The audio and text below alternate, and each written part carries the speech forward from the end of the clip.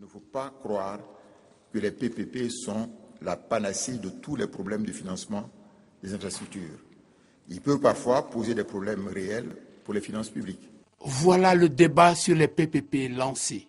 Les PPP ne sont pas une panacée, suivi d'une mise en garde. Ils peuvent poser de réels problèmes pour les finances publiques. Conséquence, les PPP doivent donc être sérieux. Les PPP, c'est un outil comme un autre, par exemple aux côtés des marchés publics, pour construire, pour réaliser des infrastructures qui seront ensuite utiles à la population. Mais dans certains cas, le PPP se justifie, le recours au PPP se justifie. Dans d'autres cas, le recours au PPP n'est pas très utile et il vaut mieux que la personne publique, que l'État par exemple, passe par un marché public de travaux qui sera moins onéreux et plus efficace pour lui qu'un PPP. Toute la problématique de la rencontre d'Abidjan a été soulignée. 3 jours durant, experts d'Afrique et d'Europe, juristes, professionnels du secteur de l'industrie ont partagé leurs expériences, se sont formés et informés sur les précautions de toute nature à prendre pour promouvoir des PPP viables pour les générations futures.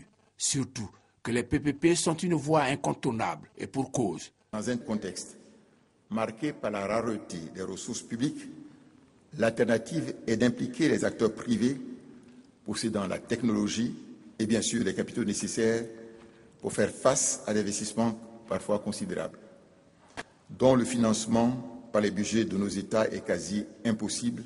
Un chiffre pour comprendre cette impossibilité. Les besoins de financement sont de l'ordre de 16 000 milliards de francs CFA pour toute l'Afrique. Et pour la seule Côte d'Ivoire, ils sont de 7 800 milliards. Le budget ivoirien pour l'exercice 2015 est de 5 000 milliards de francs CFA. La solution des PPP propres à l'Afrique doivent être envisagées. Une des solutions envisageables est de développer une véritable synergie des instruments financiers des PTF, je veux dire donc des partenaires techniques et financiers, pour améliorer la réponse aux besoins de financement des États. Au-delà du mode de financement, il s'agit de promouvoir la vision africaine des PPP, tout en gardant à l'esprit les spécificités de chaque économie et en demeurant conscient que les solutions proposées doivent être adaptées au contexte de chaque pays. La BAD, Banque africaine de développement, préconise un nouveau concept, le PPP intégré.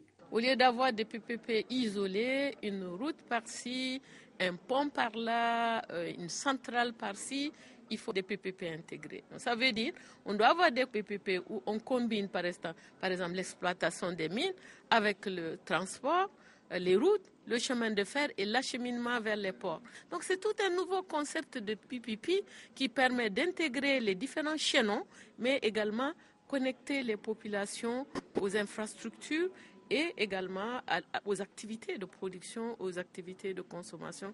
Donc, évidemment, si on dit tout ça, on dit emploi. Voilà la nouvelle piste, développer les infrastructures et venir à bout de la pauvreté, le fléau qui menace l'Afrique, le continent du monde de demain. Et ce n'est pas une fiction. En 2050, nous serons 2 milliards d'Africains. Plus de la moitié de cette population sera urbaine. Le quart de la population active mondiale sera africaine. C'est la situation aujourd'hui de la Chine. Si l'Afrique parvient à répondre à ces défis d'infrastructure, d'énergie, d'urbanisation, de formation professionnelle, elle peut donc devenir l'usine et le grenier du monde. Les lampions se sont éteints sur Abidjan avec l'avènement d'un nouveau concept, le PPP intégré.